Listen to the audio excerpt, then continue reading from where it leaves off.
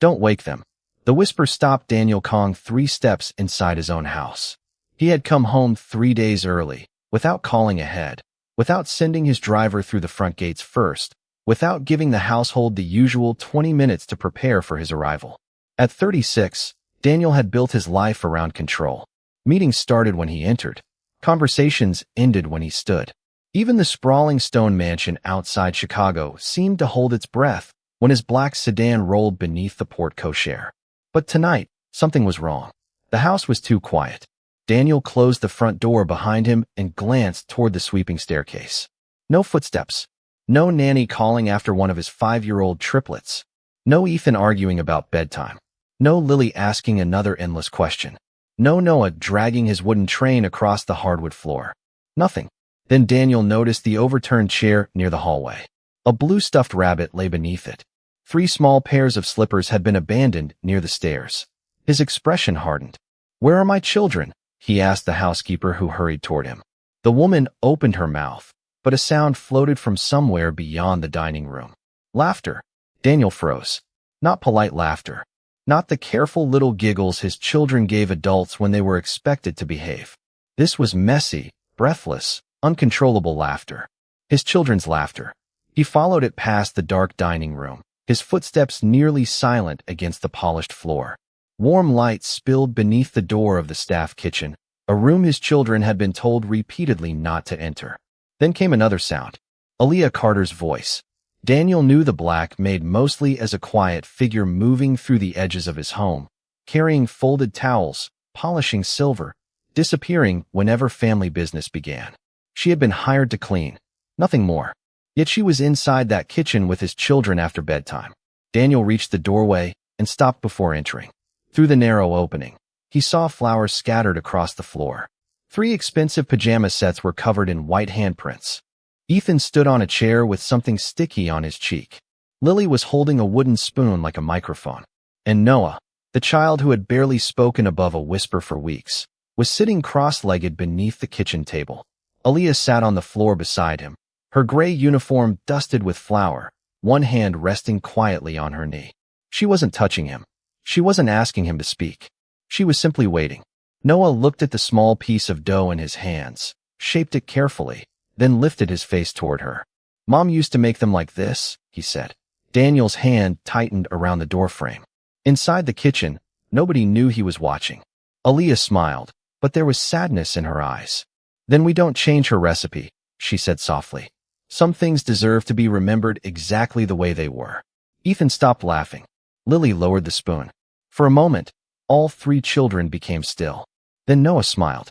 Daniel Kong had spent months paying specialists, buying toys, changing schedules, and filling every empty room with people because he couldn't bear hearing how silent his children had become after losing their mother. Yet standing unseen in the shadows of his own hallway, he heard something money had never been able to give him. His children were talking about her without falling apart. And the woman who had somehow made that possible was the one person in the house he had barely noticed. 3 weeks earlier, Aaliyah Carter had entered the Kong residence through the staff entrance carrying one canvas bag, a paper cup of coffee, and the quiet determination of someone who had learned not to expect kindness from expensive places. She was 29, worked carefully, spoke politely, and understood within her first hour that Daniel Kang's home operated on rules. The marble floors had to shine before 7 in the morning. The dining room was reset after every meal whether anyone used it or not. Private offices remained private. Family conversations were never repeated. And the most important rule came from Mrs. Bennett, the senior housekeeper, who lowered her voice before saying it. "You clean around the children. You do not raise them." Aaliyah understood. She had been hired as a maid, not a nanny. She was there to dust bookshelves, change linens, polish fixtures, and become almost invisible inside a house large enough to swallow ordinary people whole. For the first several days, that was exactly what she did. But children noticed what adults ignored. Ethan noticed that Aaliyah always returned his toy cars to the exact positions where she found them. Lily noticed that Aaliyah hummed while folding laundry. Noah noticed everything and said almost nothing. The triplets were 5 years old, born 7 minutes apart. Yet grief had shaped each of them differently. Ethan challenged every instruction as though anger could protect him from losing anything else. Lily became painfully obedient, apologizing for spilled water before anyone had even noticed it. Noah simply withdrew. Aaliyah never asked what had happened to their mother. She did not need to. There were photographs everywhere. A smiling woman holding 3 newborn babies. The same woman kneeling beside 3 birthday cakes. Then the photographs stopped. Daniel was different in pictures too. In the older ones, he smiled. In the man Aaliyah occasionally saw crossing the foyer in a dark suit, there was almost no trace of that expression. He loved his children. That much was obvious. Their closets were full. Their rooms were beautiful. Specialists arrived several times each week. Daniel could provide anything that could be purchased, scheduled, delivered, or professionally recommended. What he could not seem to do was remain in the room when one of his children asked about their mother. The first time Aaliyah witnessed it, Lily was sitting at breakfast when she quietly asked whether her mother had liked strawberry jam. Daniel's coffee cup stopped halfway to his mouth. For 2 seconds, something unguarded crossed his face. Then his phone rang. He stood, touched Lily gently on the shoulder, and left for his study. Aaliyah watched Lily stare at the empty chair across from her. She said nothing. She was not supposed to say anything. Later that afternoon, Aaliyah found a folded napkin beside Lily's plate. Drawn across it in purple crayon were 5 figures holding hands. A tall man, 3 small children, and a woman with wings. Aaliyah carefully smoothed the napkin and placed it beside Lily's bed instead of throwing it away. That evening, Lily found it waiting for her. She looked down the hallway and saw Aaliyah pushing her cleaning cart toward the stairs. Neither of them spoke, but for the first time since Aaliyah had arrived, Lily smiled at her. And from the doorway across the hall, Noah was watching. Noah began appearing wherever Aaliyah worked. He never announced himself. He would simply materialize at the end of a hallway, silent in dinosaur pajamas, watching her polish a table or fold towels. Aaliyah never called him over. She understood that some children came closer only when nobody demanded it. One Tuesday morning, she was sorting clean laundry when Noah placed a red sock on top of her cart. "Ethan's," he whispered. Aaliyah examined it with exaggerated seriousness. "Then I suppose Ethan has been walking around with one cold foot." Noah almost smiled. Almost. He disappeared before she could say anything else. Ethan was different. He filled silence before it could swallow him. He argued with his nanny about breakfast, refused sweaters when it was 40 degrees outside, and once spent 20 minutes insisting that his blue cup was green. Adults called him difficult. Aaliyah saw something else. Every argument gave Ethan control over one small thing in a life where the biggest thing had happened without his permission. So when she found him sitting beneath the grand piano after he had refused lunch, she did not tell him to come out. She dusted the room. 5 minutes passed. "Are you going to make me eat?" he finally asked. "I am going to clean this piano. Mrs. Bennett says I have to eat." Mrs. Bennett is probably right. Ethan frowned. "Then why are you not making me?" Aaliyah moved her cloth across the polished wood. "Because I am not hungry for you." He stared at her, confused, then laughed despite himself. 10 minutes later, Ethan climbed out and walked toward the kitchen on his own. Lily required something quieter. She had become the child who watched adults before deciding how she was allowed to feel. If Daniel looked tired, Lily became cheerful. If the nanny seemed frustrated, Lily became helpful. She folded her own pajamas badly and apologized whenever anyone corrected her. One afternoon, Aaliyah accidentally knocked a stack of folded towels onto the floor. Lily gasped. "I am sorry." Aaliyah looked at her. "For what?" Lily pointed at the towels. "They fell." "They certainly did." Aaliyah crouched and began gathering them. "But you did not knock them down." Lily hesitated. "Nobody is upset. I am considering writing a strongly worded letter to gravity." Lily giggled. Aaliyah smiled and handed her a towel. Accidents do not always need somebody to blame. Lily became very still. The words seemed to settle somewhere deeper than Aaliyah intended. That night, Daniel returned shortly after 9. Aaliyah was crossing the upstairs hall when she heard Ethan arguing with a nanny, Lily apologizing for something she had not done, and Noah closing his bedroom door without speaking. Daniel stood at the opposite end of the hallway, his phone in one hand, exhaustion carved into his face. For one brief second, his eyes met Aaliyah's. She saw the question he would never ask an employee. Why could he command rooms full of powerful adults, yet not understand 3 5-year-olds who shared his name. Aaliyah lowered her eyes and continued toward the stairs. It was not her place to answer. But behind her, Noah's door opened again. Aaliyah, she stopped. Daniel stopped too. Noah stood barefoot in the doorway, holding the purple drawing Lily had made. Do you know how to make the cookies Mom used to make? The entire hallway went silent. Daniel looked at Noah as though the question had reached across years instead of 20 feet of hallway. For a moment, nobody moved. Then he slipped his phone into his pocket and walked toward his son. Your mother made a lot of cookies, he said carefully. Noah hugged Lily's drawing against his chest. The round ones with the lines. Daniel's expression changed. He knew exactly which ones Noah meant. Their mother, Grace, had made simple butter cookies on rainy Sundays, pressing a fork across the tops before baking them. It had been an ordinary family ritual, which was precisely why Daniel had avoided it since her death. Ordinary memories hurt differently. I do not know the recipe, Daniel admitted. Noah looked down. Aaliyah should have continued toward the stairs. Instead, she heard herself say, maybe it is written somewhere. Daniel turned toward her. His gaze was not angry, but it reminded Aaliyah instantly of the boundary between them. Perhaps, he said. Nothing more. The next morning, Aaliyah found Noah sitting outside the pantry before breakfast. He was holding an old recipe card. The paper was creased and stained with butter, and the handwriting across it was graceful blue ink. Lily found it, he whispered. Aaliyah crouched several feet away. That looks important. Noah nodded. Can we make them? Before Aaliyah could answer, Mrs. Bennett appeared. Noah, breakfast is waiting. Then her eyes settled on Aaliyah. And you have work. The message was clear. Aaliyah stood. Yes, ma'am. Noah folded the card carefully and followed Mrs. Bennett away. For 2 days, he did not mention the cookies again. Then Thursday evening came, and the house changed. Daniel had left that morning for what was supposed to be a 4-day business trip. Heavy rain rolled across the suburbs after sunset, tapping against the tall windows while wind moved through the trees outside. Shortly after 8, thunder rattled the glass.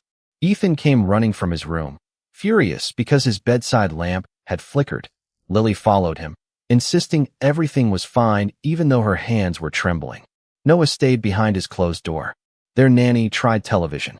Ethan shouted that it was too loud. She tried a game. Lily kept asking whether everyone was upset. She knocked on Noah's door. He would not answer. Aaliyah heard the commotion from downstairs and kept folding linens. Not your place, she reminded herself. Then Lily appeared at the laundry room door. Her face was pale. Miss Aaliyah? Aaliyah immediately set down the towel in her hands. What happened? Lily swallowed. Noah found Mom's apron. Upstairs, Aaliyah discovered the kitchen apron folded across Noah's bed beside the old recipe card. Noah sat on the floor with his back against the wall, staring at it. Ethan paced near the window. Lily stood in the doorway, trying desperately not to cry. The nanny looked exhausted. I have tried everything, she whispered. Aaliyah looked at the 3 children, then at the recipe card. She understood that this was not about thunder. It was not even about cookies. These children had spent months being protected from the very memory they were trying to hold on to. Aaliyah took a slow breath. Would you give me 10 minutes with them? The nanny hesitated. You know the rules. I know. Aaliyah's voice remained soft. Then Noah finally looked up at her. Please. One word. Barely louder than the rain. Aaliyah knew exactly what crossing that doorway could cost her. She crossed it anyway. Aaliyah did not begin with the children. She began with the room. Let us make everything smaller, she said softly. Ethan stopped pacing long enough to frown at her. What does that mean? Aaliyah crossed to the television and turned it off. The sudden quiet softened the room immediately. She lowered the bedside lamp, leaving only the warm light from the hallway. Then she asked the nanny to give them a little space. No commands.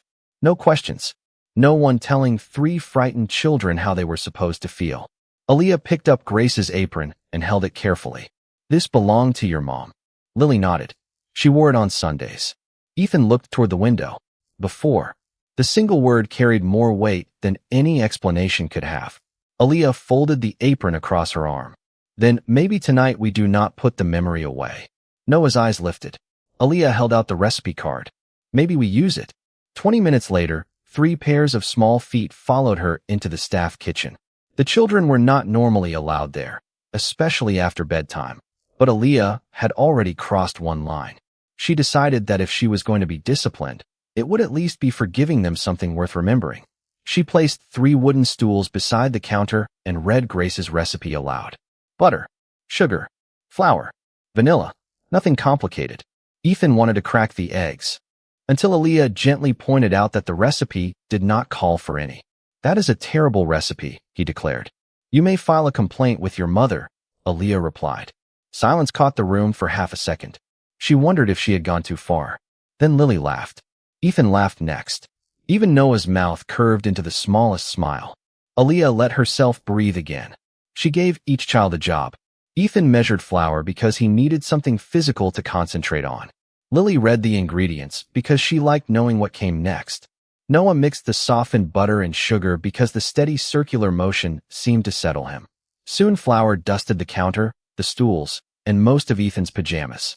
Lily accidentally spilled sugar and immediately whispered, I am sorry. Aaliyah looked at the white crystals scattered across the counter. Did anyone get hurt? Lily shook her head. Then we clean it up. That was all. No disappointment. No blame. Lily stared at her for a moment before reaching for a towel. When the dough was ready, Noah unfolded the recipe card again. The lines, he said. Aaliyah handed him a fork.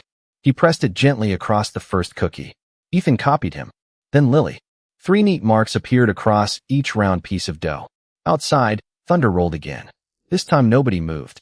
Mom said the lines made them taste better, Lily whispered. That sounds scientifically questionable, Aaliyah said. Ethan grinned. She said Dad believed her. Aaliyah smiled. Maybe your dad wanted to. Noah stared at the cookie beneath his fork. Dad does not talk about Mom. The kitchen became still. Aaliyah could have changed the subject. Instead, she sat on the floor beside him, leaving enough space for Noah to choose whether he wanted her close. Sometimes people get quiet around memories because they matter too much, not because they matter too little. Noah considered this carefully. Does it stop hurting? Aaliyah looked at Grace's handwritten recipe. I think the hurting changes. And sometimes, if you are lucky, you remember the love before you remember the loss. Noah leaned against the cabinet and looked toward the oven. A few minutes later, the smell of warm butter and vanilla filled the kitchen. Ethan stole a tiny piece of cooled cookie. Lily pretended not to notice. Noah began shaping another piece of dough. None of them heard the front door open upstairs. Daniel had not planned to come home that night. A meeting in New York had ended early, and when his assistant suggested staying until morning, Daniel had looked at the photograph of Ethan, Lily, and Noah on his phone and changed the flight instead. He told no one except his driver. By the time he reached the mansion, rain had turned the driveway black and glossy beneath the lights. He expected silence, but not this kind. The foyer was empty. A small chair lay on its side, near the hallway. Lily's blue stuffed rabbit rested beneath it. Daniel set down his overnight bag and listened. Then he heard laughter somewhere beyond the dining room. He followed it until warm light spilled from the staff kitchen. Aaliyah's voice reached him first. Then Ethan laughed again. Daniel stopped outside the partially open door. He should have entered immediately. This was his house. Those were his children. Yet something about the scene held him still. Ethan stood on a stool with flour across his pajamas. Lily was arranging cookies on a tray with enormous concentration. Noah sat on the floor beside Aaliyah, shaping dough between his palms. Grace's old apron was folded across the counter. Daniel had not seen it since the week after the funeral. For months, he had ordered her belongings stored away because every familiar object seemed to reopen something he did not know how to close. Now that apron was 10 feet away, surrounded by flour, warm light, and the sound of his children remembering without breaking. Mom used to make them like this, Noah said, pressing a fork gently into the dough. Daniel stopped breathing for a second. Noah had barely spoken about Grace since she died. Whenever Daniel tried to mention her, his son withdrew into silence. Aaliyah did not rush to answer. She sat beside him, her gray uniform dusted white at the knees. Then we do not change her recipe, she said. Some things deserve to be remembered exactly the way they were. Lily looked toward the oven. Dad liked them too. Ethan grinned. Dad ate 5 once. 6, Lily corrected. Mom said 6. Aaliyah smiled. That sounds like classified family information. Ethan covered his mouth, laughing. Noah laughed too. It was soft and brief, but Daniel heard it. The sound reached somewhere no business victory, expensive specialist, or carefully planned routine had managed to reach. He had spent months trying to remove sadness from his children's lives. Aaliyah had done something entirely different. She had made room for it. Daniel looked at the three faces around her and understood, with painful clarity, what he had mistaken for protection. He had hidden Grace's photographs from certain rooms. He had stopped making her recipes. He had changed holiday traditions. He had believed that if he removed enough reminders, his children would hurt less. Instead, he had taught them that their mother's name belonged to silence. Aaliyah had broken that silence with butter, sugar, flour, and patience. Noah lifted another cookie. Do you think Dad misses her too? Aaliyah's smile faded. Daniel remained motionless outside the door. Yes, she said quietly. I think he probably misses her more than he knows how to say. Daniel lowered his eyes. For once, the man who always knew what to say had nothing. Then Lily looked toward the doorway. Her smile disappeared. Dad, Aaliyah turned. The color drained from her face. Ethan climbed down from his stool. Noah held the unfinished cookie against his chest. Daniel stepped into the warm kitchen light, and every sound in the room stopped. For several seconds, nobody moved. Aaliyah rose slowly from the floor, brushing flour from her uniform with trembling hands. Mr. Kong, I can explain. Daniel looked from her to the counter, then to Grace's apron, then to the three children standing unusually close together. His face revealed nothing. You were told not to involve yourself with the children. Aaliyah swallowed. Yes, sir. You were told they were not allowed in the staff kitchen after bedtime. Yes, sir. Ethan immediately stepped forward. It was not her fault. Daniel turned toward him. Ethan, we wanted to come down here. Lily moved beside her brother. I found Mom's recipe. Her voice shook, but she kept going. Miss Aaliyah did not make us do anything. Aaliyah glanced at the children. It is all right. Your father is speaking to me. That only made Lily more determined. Are you going to fire her? The question landed harder than Daniel expected. Noah remained beside the cabinet, clutching the unfinished cookie. Daniel looked at his youngest son. Noah. Noah lowered his eyes. Please do not. Daniel's expression changed almost imperceptibly. Aaliyah had seen powerful men become louder when challenged. Daniel became quieter. Why? He asked. Noah looked at the cookie in his hands. Because she lets us remember Mom. Silence filled the kitchen. Daniel glanced toward Grace's apron again. Lily's eyes were wet now. Everybody acts sad when we say her name. Ethan folded his arms tightly. Or they changed the subject. Noah finally looked directly at his father. You leave. Daniel's face went still. There was no accusation in the child's voice, which somehow made the words heavier. Aaliyah wanted to disappear.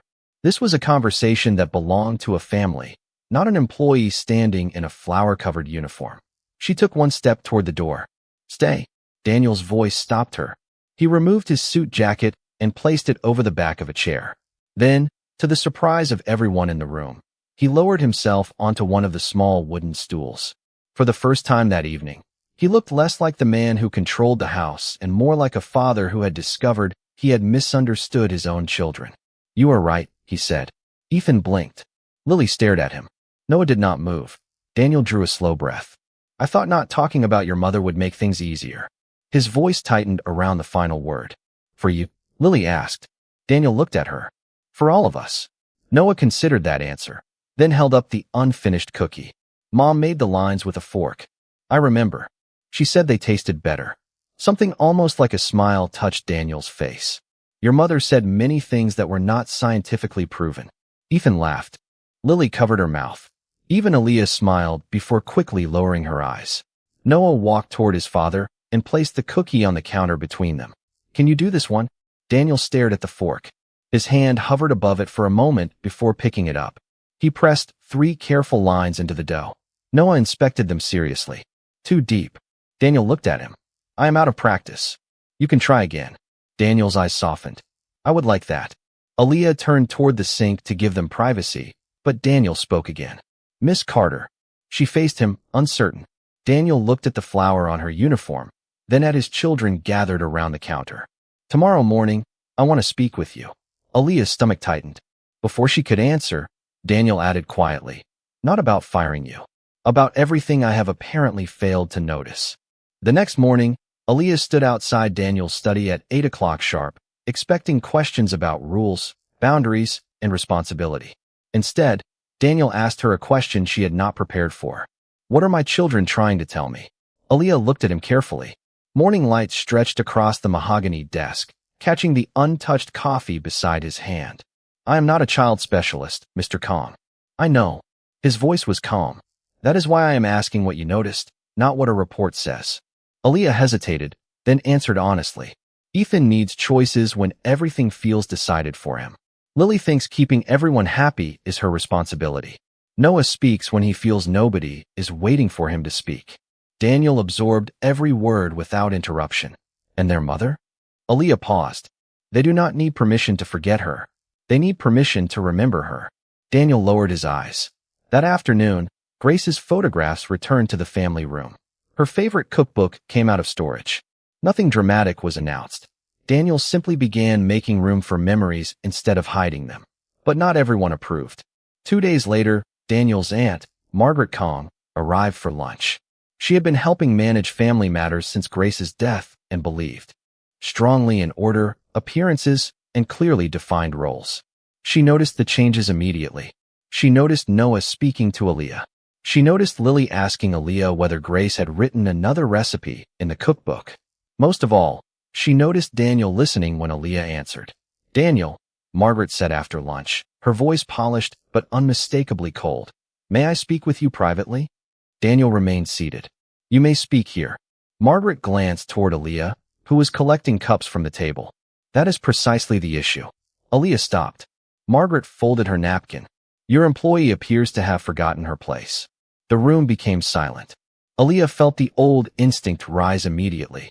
Lower your eyes. Finish the work. Leave quietly. She reached for the final cup. Miss Carter. Daniel's voice stopped her. Aaliyah looked at him. Please stay. Margaret's eyebrows lifted. Daniel, she is a maid. Daniel leaned back slightly.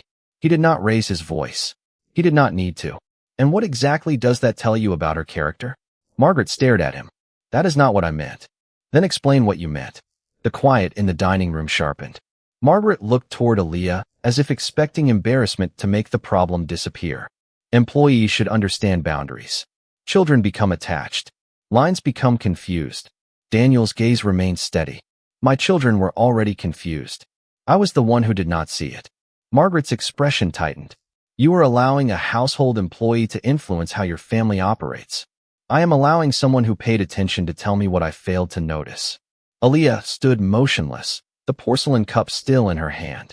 Daniel turned toward her. Miss Carter, you do not have to leave a room because someone considers your job beneath their respect. Margaret inhaled sharply. Daniel looked back at her. In this house, dignity is not assigned by salary, title, family name, or the uniform someone wears. He paused. If a person must become smaller for you to feel important, the problem is not their place. It is yours. No one spoke. From the doorway, 3 small faces had appeared. Without anyone noticing, Ethan stood first, Noah beside him, and Lily between them. Lily looked at Aaliyah and smiled. Daniel saw it. So did Margaret. And in that quiet room, the hierarchy everyone thought they understood suddenly meant far less than the simple question of who had treated another human being with respect. After Margaret left, the house did not suddenly become perfect. Ethan still argued about vegetables. Lily still apologized too quickly. Noah still had days when words felt harder to find. Daniel still disappeared into work more often than he wanted to admit. But something fundamental had changed. Grace's name no longer emptied rooms. Her photographs remained where the children could see them. Her cookbook stayed on the kitchen shelf, its worn pages slowly collecting new fingerprints beside the old ones. On Sunday afternoon, Daniel attempted the butter cookies himself. He measured the flour incorrectly. Ethan accused him of ruining everything, and Lily laughed so hard she nearly dropped the sugar. Noah quietly took the measuring cup from his father's hand and showed him what Aaliyah had taught them. Daniel accepted the correction without argument. From the doorway, Aaliyah watched the 4 of them and felt something warm settle inside her. She had never intended to become important in this house. She had only wanted steady work and enough money to keep rebuilding her own life. Yet over the following weeks, Daniel began asking for her opinion about the children's routines. He did not hand her responsibility that belonged to him. Instead, he became more present. Breakfast meetings moved later. His phone stayed away from the dinner table. When Lily mentioned Grace, Daniel answered. When Ethan became angry, Daniel asked what choice he needed.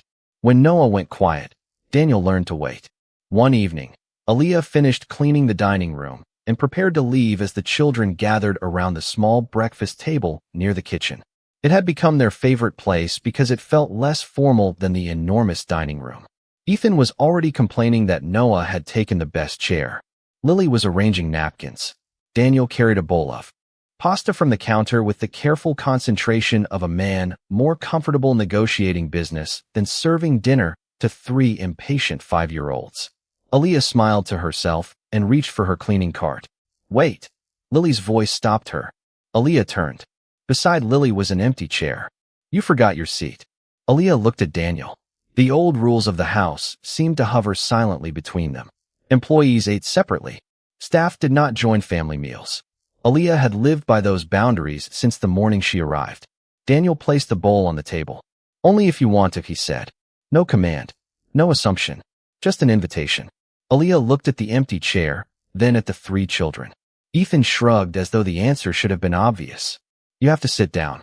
Dad made dinner, so we might need help. Daniel gave him a look. I can cook.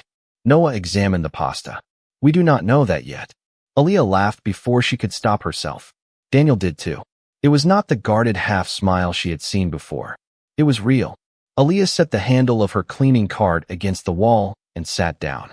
Nobody announced that she belonged there. Nobody needed to.